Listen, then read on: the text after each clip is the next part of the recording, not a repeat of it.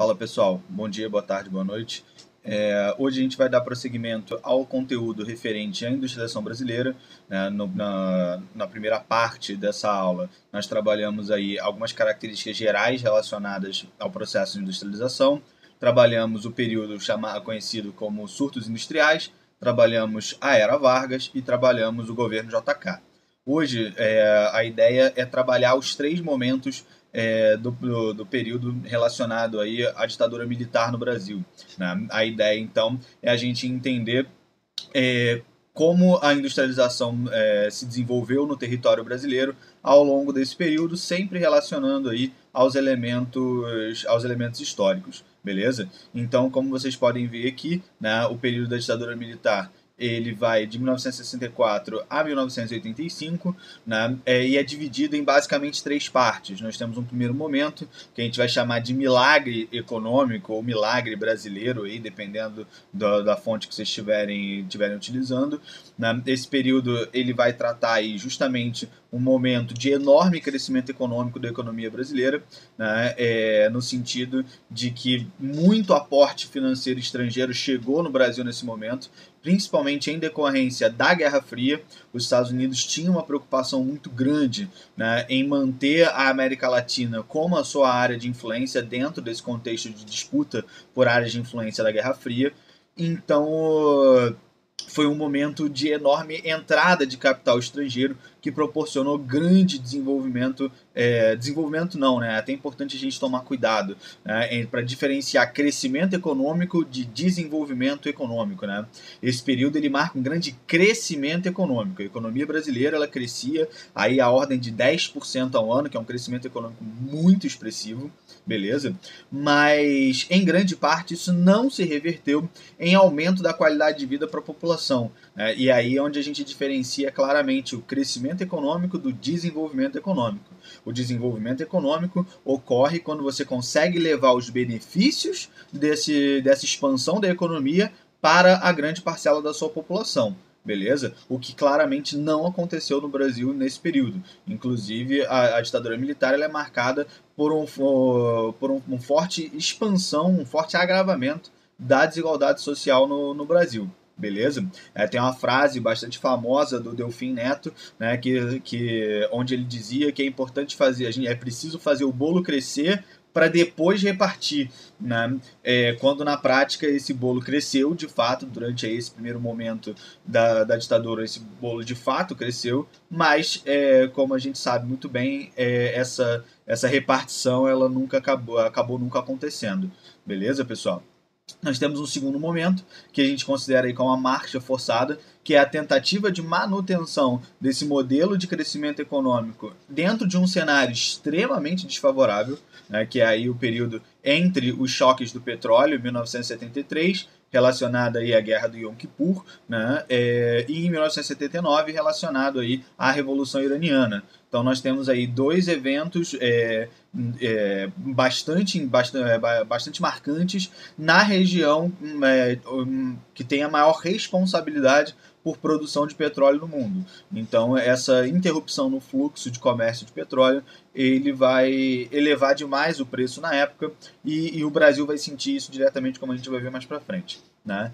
E aí de 79 a 90, aqui já inclusive extrapolando o período ditatorial no Brasil, a gente vai ter o período conhecido como década perdida, né? A década de 80 como um todo ela assume essa condição na medida em que é o momento onde os efeitos dos choques do petróleo são mais sentidos no Brasil e vão se reverter aí em hiperinflação, expansão da dívida externa, inclusive com moratória da dívida externa, o calote, né? O Brasil chegou ao ponto de dizer que não tinha como continuar fazendo os pagamentos, beleza? Então por isso que a gente trabalha aí esse último período como a década perdida. E aí, para a nossa próxima aula, né, o próximo vídeo dessa série, né, a gente vai ver aí, então, o período da chegada do modelo neoliberal no Brasil, né, inicialmente aí com o governo Collor e depois com o governo Fernando Henrique, beleza? Então, esse é o panorama aí, mais ou menos, da nossa aula de hoje, beleza? O contexto histórico, como a gente já tinha apontado, né? é claramente aí o contexto da Guerra Fria, que se desenvolveu entre 1945, imediatamente aí após a Segunda Guerra Mundial, até 1991, com a dissolução da União Soviética.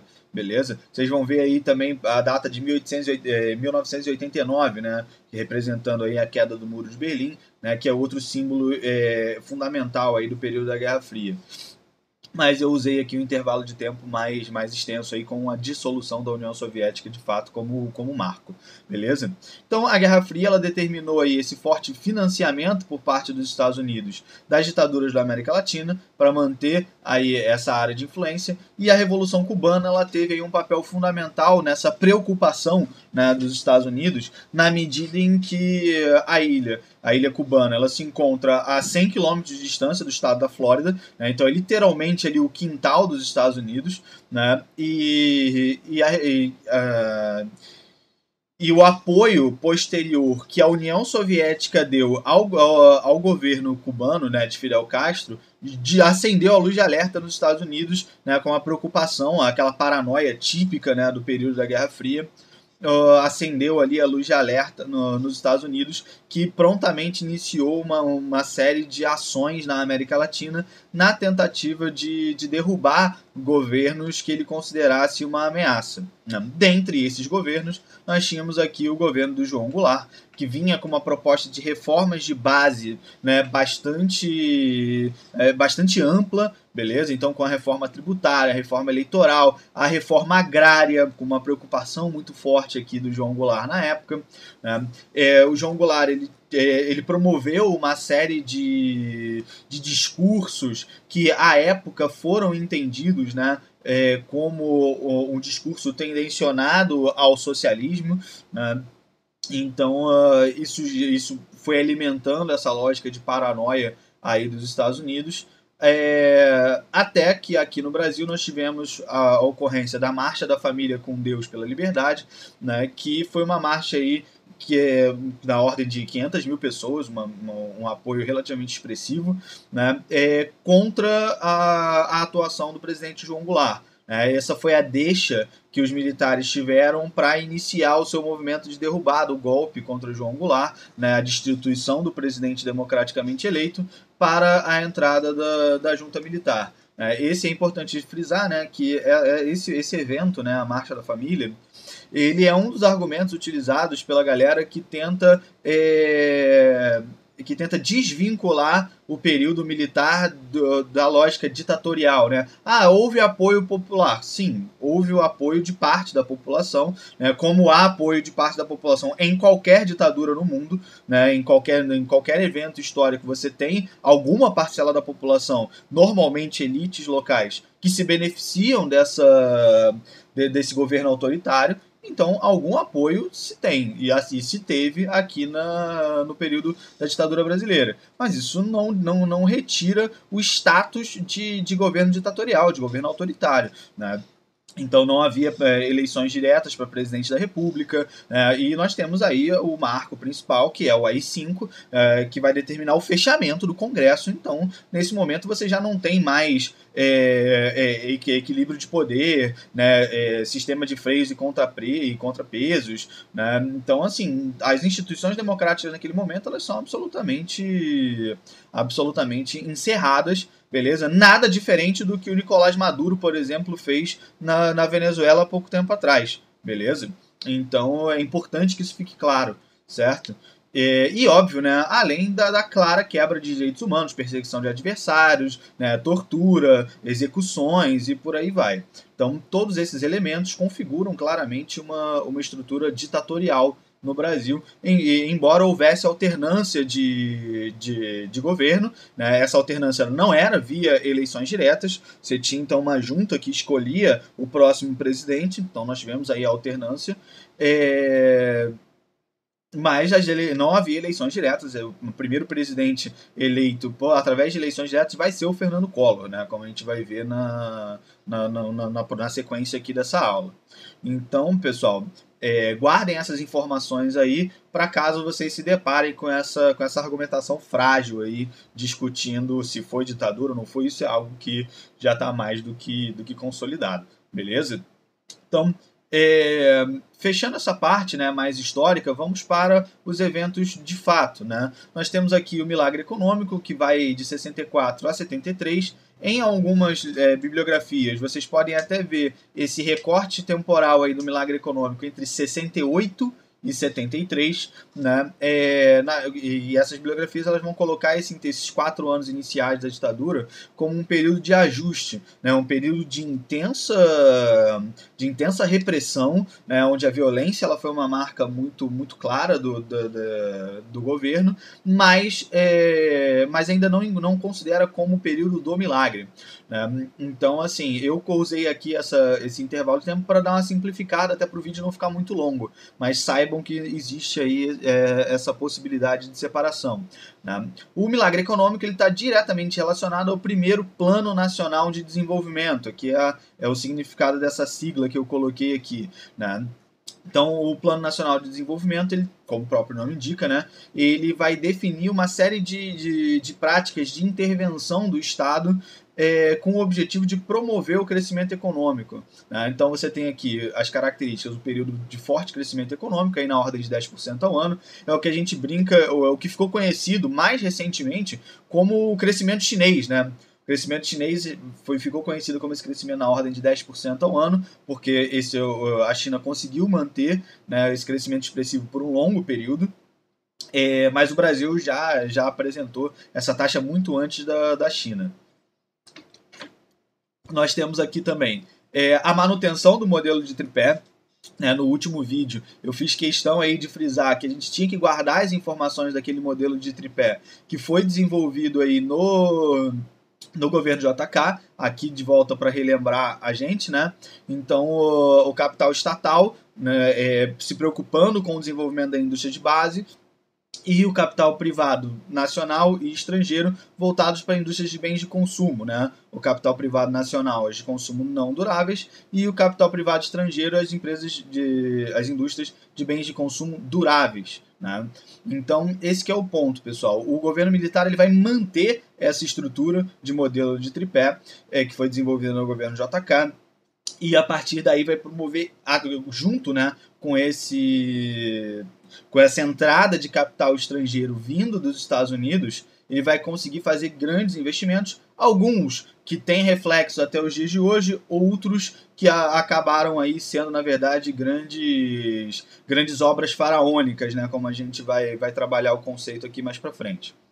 Período de forte repressão por parte do Estado, né? Isso é algo marcante em regimes autoritários. É até interessante, né, fazendo aqui a ponte com o momento em que esse vídeo está sendo gravado aqui, bem durante aí o período de isolamento social aqui no Brasil, em decorrência da pandemia do Covid-19, discute-se muito como que a China, né, o marco zero da pandemia, como que ela lidou com isso, né? E aí a China ela teve uma facilidade, digamos assim, de lidar com a situação, porque a China é uma ditadura, tal qual foi o Brasil nesse período. Então, o controle social, a repressão social é muito mais forte.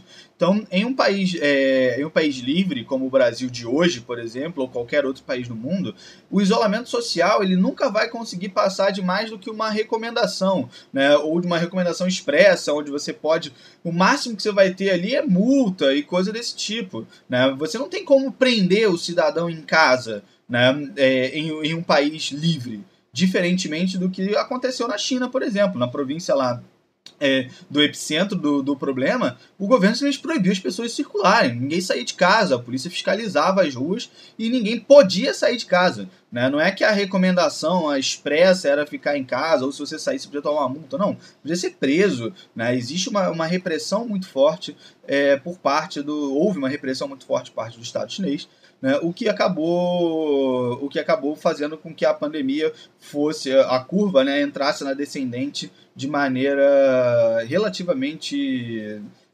rápida, né? Aqui no caso brasileiro, né, uma discussão que é muito forte associada aí ao período da ditadura é que boa parte desse crescimento econômico ele está associado à repressão. né, porque você tem o Estado controlando todos os aspectos do país. Então, com isso, você cria uma condição muito segura para a aplicação de investimentos, porque o controle de tudo está na mão do Estado, beleza? Então, isso proporciona aí esse crescimento econômico mais expressivo, né? Então, obviamente, aqui com essa entrada forte de investimentos estrangeiros, é natural que nós tivéssemos um drástico aumento da nossa dívida externa. Essa dívida externa que é uma questão até hoje no caso brasileiro. Ela foi durante muito tempo quase que um fantasma aí na possibilidade de desenvolvimento do Brasil. A partir aí dos anos 2000, o Brasil consegue lidar, principalmente aí surfando uma onda, né, de aumento do preço das commodities no mundo. O Brasil finalmente consegue criar uma reserva de capital, né? Quando a gente chama de reserva de capital, a gente fala basicamente aí de uma poupança, né, que o país faz para poder aí gerenciar a sua dívida e estar preparado para uma eventual crise. Beleza? Então isso só foi acontecer lá por idos dos anos 2000. A gente vai falar sobre isso mais para frente. Beleza? E aí finalmente o Brasil conseguiu contornar esses juros da dívida externa. A gente ainda tem uma dívida muito grande, a gente paga muito, uma parte expressiva do nosso PIB é direcionado para para custos, né, relacionados para despesas financeiras, né, para usar o termo técnico certo, porque não é só pagamento de juros da dívida, mas enfim. Mas hoje isso está relativamente bem controlado, beleza? Mas aqui a gente tem aí, desde o final do governo JK e principalmente durante o período da ditadura, nós temos aí um inchaço muito grande da nossa dívida externa, né? Ficou aí essa herança do período. E falando aqui sobre as obras faraônicas, pessoal, obra faraônica, né, é um termo que remete às pirâmides do Egito, às obras dos faraós, né? O que é uma pirâmide no fim das contas? Né? Na prática, a pirâmide ela nada mais é do que uma sepultura, um local onde o faraó ele era enterrado, beleza? E por que aquelas pirâmides são tão grandes, né? Elas têm aí os faraós tinham essa preocupação, porque a pirâmide ela era uma demonstração de poder do faraó. Quanto maior a pirâmide na qual ele foi enterrado, maior seria o seu poder relativo, beleza? Então, quando a gente olha para as obras aplicadas no Brasil durante o período da ditadura, a gente percebe uma clara referência a essa demonstração de poder, pessoal. Olhando aqui, por exemplo, para o caso da Transamazônica, né? Talvez um dos exemplos mais clássicos aí de obra faraônica. Você tem um conjunto aqui de mais de 4.000 quilômetros de rodovia, em sua grande maioria não asfaltada, estrada de terra, beleza? Que vai ligar aqui o litoral nordestino ao interior da Amazônia e, cara, assim, com pouquíssima finalidade prática, beleza? Você vai ter alguns trechos que são importantes aí da rodovia, que são asfaltados, que vão ligar centros produtivos importantes, mas isso é uma pequena fração dessa enorme extensão de rodovia que, na prática, hoje, né, ela é muito difícil de ser utilizada, porque, como vocês podem ver, né, a maior parte da rodovia está dentro da região norte do Brasil, uma região onde você tem uma quantidade de chuva muito grande e boa parte da estrada não é asfaltada, galera. Então, na prática, isso virou parte do Campeonato Brasileiro de Rally, de verdade. De verdade, você tem etapas do Campeonato Brasileiro de Rally que são realizadas em trechos da rodovia transamazônica, porque virou um grande lamaçal. Uma estrada de barro numa região onde chove mais de 3.000 milímetros de chuva por ano, galera. Então, né, não tem condição de ser plenamente utilizado, beleza? O custo de construção foi monumental, beleza? O custo social foi igualmente grande, uma infinidade, um sem número de trabalhadores, né, morreu na abertura da rodovia transamazônica, principalmente aí relacionado a doenças tropicais, beleza? E a finalidade disso ela ficou muito perdida em relação a todo o custo. O mesmo se aplica à Perimetral Norte, né, que é essa imagem logo aqui de cima. Mais uma rodovia que tinha como objetivo aí promover esse desbravamento da região norte. A região norte ela era praticamente um tabu para a ditadura militar, dentro de toda aquela paranoia, né, de invasão, de ocupação do Mar Vermelho e tudo mais, que historiadores já discutem que nunca foi uma ameaça efetiva aqui no Brasil, mas enfim, né, a floresta amazônica ela sempre foi entendida como uma fronteira fluida, né, como uma área frágil da proteção ao território brasileiro, beleza? Então a gente vai perceber que os governos militares eles tinham uma preocupação muito grande em integrar a região norte à dinâmica produtiva nacional, beleza? E a partir daí uma série de projetos vão ser aplicados na região com o objetivo aí de manter, né? Você tem um jargão muito utilizado durante o período da ditadura, que era o integrar para não entregar, né? Na medida em que você tinha que tornar aquela área integrada ao território para não entregar aquela área para a ameaça comunista, beleza? Então, dentro dessa lógica, uma série de projetos aí aqui, notadamente a Transamazônica e a Perimetral Norte, foram aplicados aí na região, beleza? Projetos com pouquíssima finalidade prática, né, com custos gigantescos, mas pouquíssima finalidade prática, beleza? Por isso aí que o conceito de obra faraônica é aplicado nesses casos, beleza? Aqui, saindo um pouco de infraestrutura logística, né, e entrando aí em...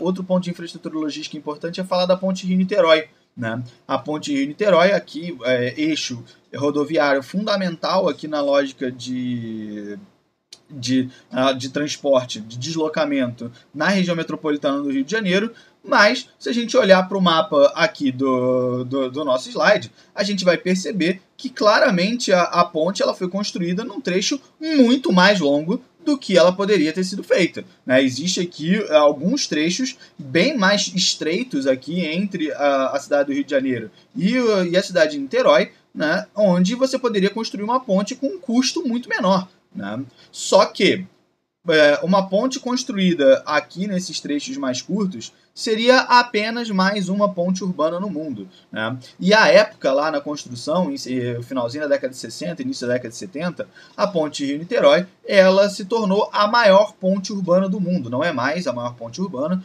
né? Já foi superada por outras obras, mas na época ela foi a maior ponte urbana do mundo. Beleza? E aí com seus 13 quilômetros de extensão, né, foi uma obra de engenharia bastante ousada na época, e o Brasil queria simplesmente mostrar que era capaz de construir algo dessa magnitude, beleza? Então com isso nós tivemos aí uma construção monumental com custos muito mais elevados do que teria sido feito se fosse pensado de um aspecto mais prático, beleza? Então, saindo aqui dessa lógica de integração, a gente entra para a geração de energia. Nós temos aqui alguns aspectos que devem ser apontados. A usina de Balbina, ela de fato ela encaixa certinho aqui nessa lógica. A usina de Balbina ela tem uma eficiência muito baixa, beleza? Ela tem uma área alagada equivalente à metade do lago de Itaipu, e a usina de Balbina ela produz 56 vezes menos energia do que Itaipu, né? Então a produtividade de Balbina é muito baixa, beleza? Teve um custo gigantesco, um custo ambiental gigantesco, e a produtividade ela é muito baixa. Itaipu e Tucuruí já é diferente, né? São usinas importantes hoje no cenário brasileiro. Itaipu, inclusive, a usina hidrelétrica com maior capacidade de geração de energia no mundo até hoje, beleza? Mas qual é o detalhe aqui, Alisson? Então elas são importantes, sim, elas são fundamentais. Mas então elas não podem ser enquadradas em obras faraônicas. Podem, porque são projetos monumentais, pessoal. Perceba, você tem sempre essa lógica de construir a maior do mundo, entendeu? Então, existem vários estudos que apontam que a usina de Itaipu poderia ser perfeitamente dividida em várias usinas menores ao longo dos rios envolvidos ali na bacia, e com isso você teria menos impacto ambiental, você teria um custo menor de instalação e você teria a mesma geração de energia ou até mais geração de energia. Beleza? Então, esse é o aspecto relacionado aí às usinas. Elas são importantes até hoje, mas existe esse questionamento. E aqui a usina nuclear de Angra dos Reis, né? Uma lógica aí também de demonstrar a capacidade de dominar a tecnologia, né? A energia nuclear ela corresponde hoje apenas a 1,5% da matriz energética brasileira, muito pequeno a sua participação, mas é importante no desenvolvimento de tecnologia, né? Não pode negar. Mas o custo de operação disso foi bastante alto. Beleza, pessoal? Vamos avançando aqui, né? Em paralelo ao PND, né, ao Plano Nacional de Desenvolvimento, nós temos o Plano de Integração Nacional, né, que vai buscar e promover uma maior integração do território nacional. Isso vai se manifestar, primeiramente, pela ampliação das redes de transmissão de TV, a Rede Globo claramente aqui tornando-se o gigante da comunicação que ela é hoje no Brasil, graças a esses investimentos durante o período da ditadura, beleza? A construção da Zona Franca de Manaus em 1967, mais uma vez aí com essa neura, essa preocupação com a região norte. Então você cria uma zona de isenção de impostos no meio da floresta amazônica. Do ponto de vista logístico não faz sentido nenhum, né? Mas do ponto de vista da redistribuição, né? Da redução das desigualdades regionais, faz até bastante sentido. A Zona Franca de Manaus é até hoje um polo industrial fundamental no Brasil, beleza, pessoal? Então essa importância aí ela é bastante grande nessa lógica. Então a ideia era tornar a região produtiva dentro, mais uma vez, aqui dessa discussão do integrar para não entregar. E por último aqui, os grandes projetos de mineração, aqui em ordem, tá, pessoal? O projeto Carajás, na Serra dos Carajás, a região com a maior reserva de minério de ferro do planeta, beleza? Então hoje ali o projeto tocado pela Vale, tranquilo? Aqui o projeto Trombetas, ao longo aqui do rio Trombetas, né, também aí voltado principalmente para a produção de bauxita, certo? E aqui eu coloquei o projeto de Jari também, no estado do Amapá, porque, embora não seja um projeto de mineração, um projeto de produção de celulose, mas entra na mesma lógica, né, de tornar a região norte uma região mais produtiva, mais integrada à economia nacional. Beleza? Mas não é mineração. Avançando aqui para o vídeo não ficar muito longo, né, a gente então passa desse momento de enorme crescimento econômico para um momento de marcha forçada. Né? Em 1973 e 79, como eu comentei no início do vídeo, né, a gente tem aí um período de crise econômica internacional em larga escala, e o governo ele insiste nessa tomada de empréstimos com os Estados Unidos, mesmo com juros bem mais altos. Né? Então, isso é uma preocupação, porque vai fazer com que a nossa dívida externa dispare nesse momento. Né? Então, você tem os dois choques do petróleo, que vão elevar aí os juros da nossa dívida externa, porque, afinal de contas, os Estados Unidos estavam precisando de dinheiro para arcar com essa elevação do preço do barril do petróleo. E aí vale aquela lógica, né? Se eu estou num momento bom, né? Se eu estou num momento folgado aqui, eu te empresto um dinheiro. Mas no momento que as minhas contas apertarem, a primeira coisa que eu vou fazer é ir atrás de você e cobrar o dinheiro que eu te emprestei. Fala, então, lembra aquela grana que eu te emprestei? Estou precisando agora. Né? Foi mais ou menos isso que os Estados Unidos fez com a América Latina nesse momento, né? Não somente o Brasil.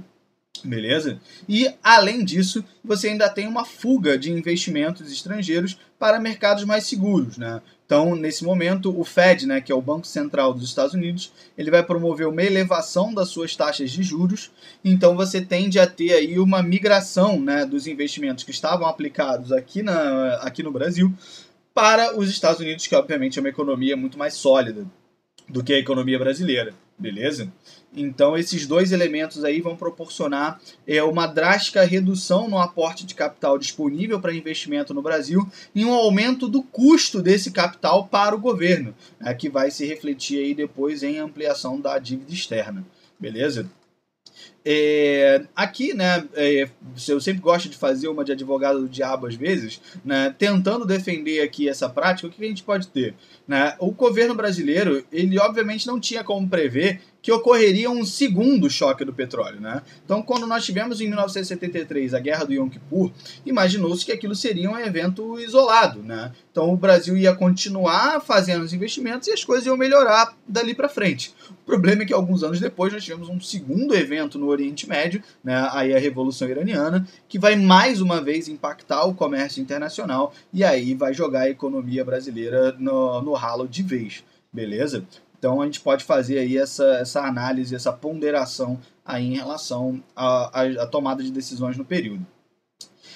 Aqui, galera, como tentativa de combate à crise, nós tivemos aí os investimentos na diversificação da matriz energética nacional. Então o petróleo estava muito caro, né? Então a gente precisava gerar energia a partir de outras fontes. Então você vai ter o Proálcool 1, né, que infelizmente aí gerou uma série de dificuldades alguns anos depois, porque você tem várias pessoas que compraram, talvez os pais de vocês ou avós de vocês tenham passado por isso, né?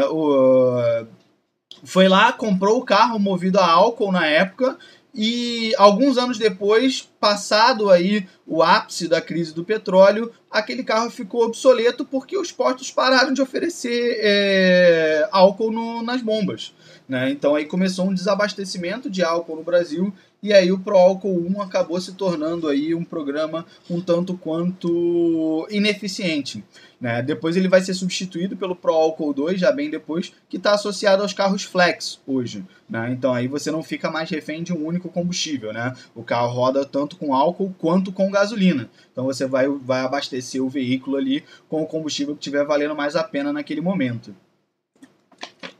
Isso já é um reflexo aí da falta de confiança do consumidor brasileiro no etanol, beleza? A ampliação do programa nuclear brasileiro, como a gente falou lá, né?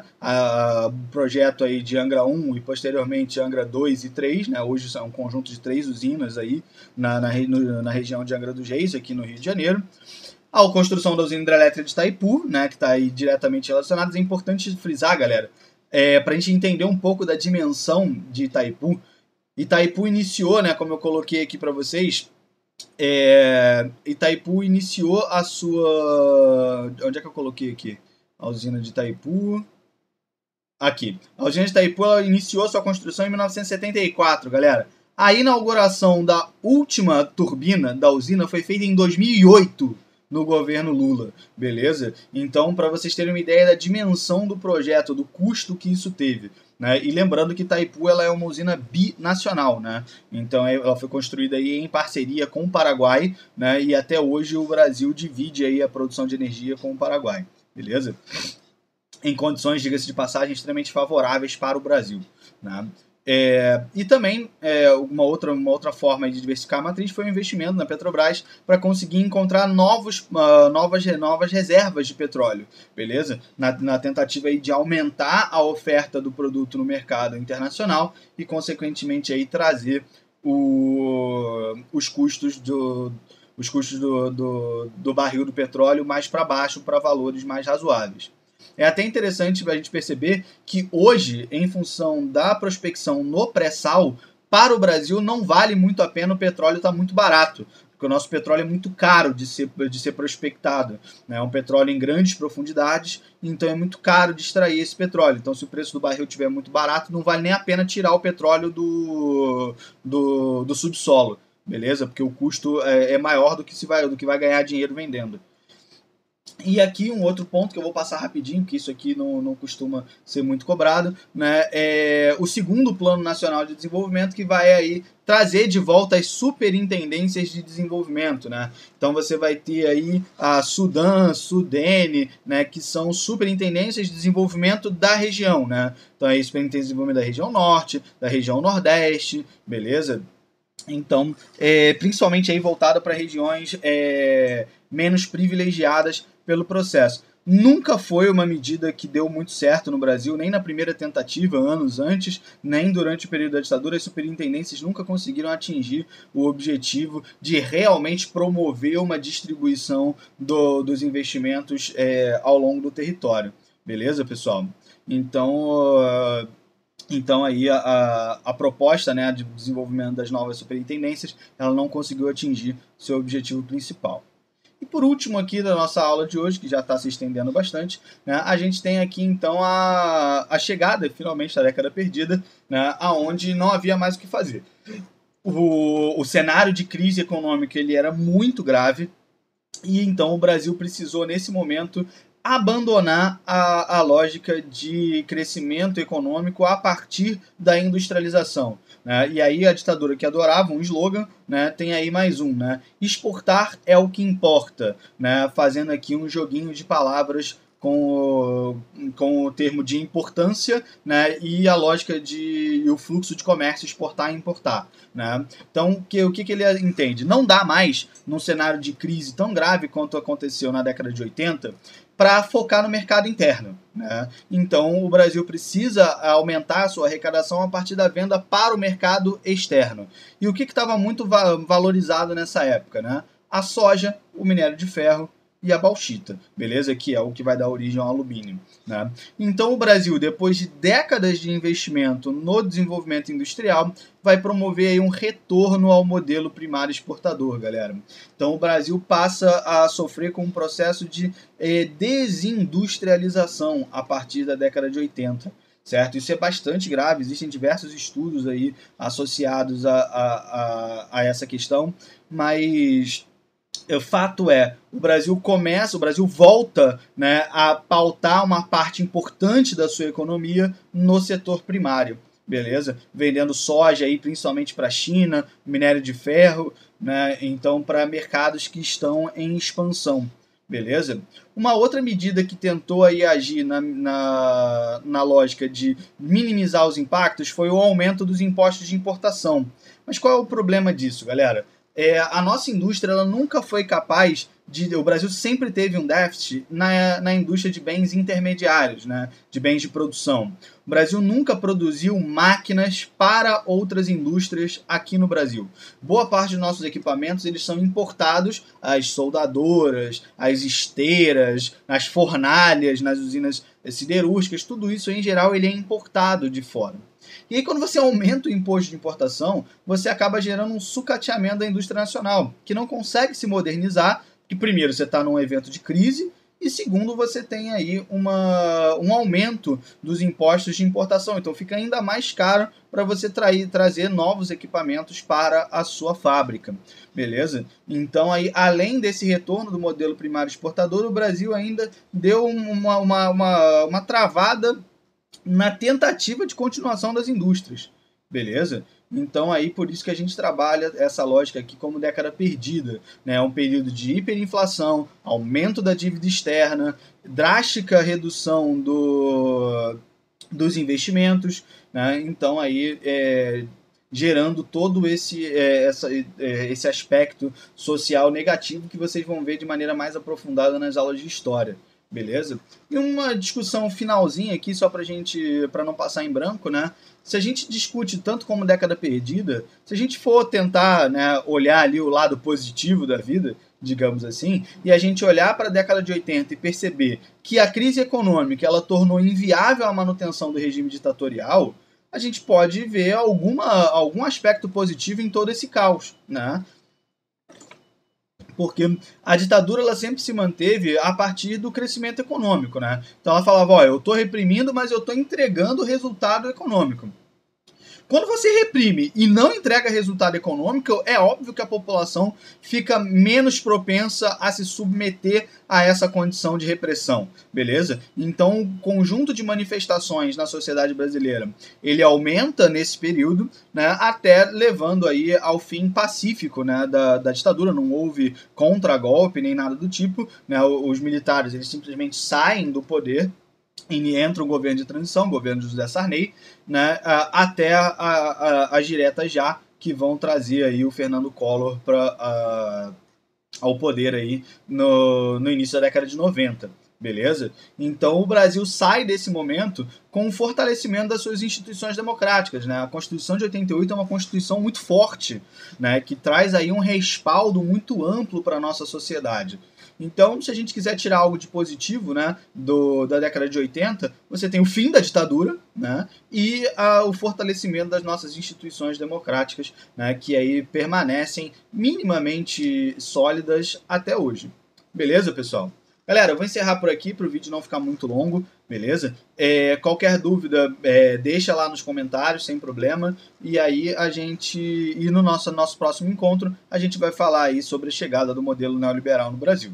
Beleza, pessoal? Um abraço e até a próxima. Valeu, galera!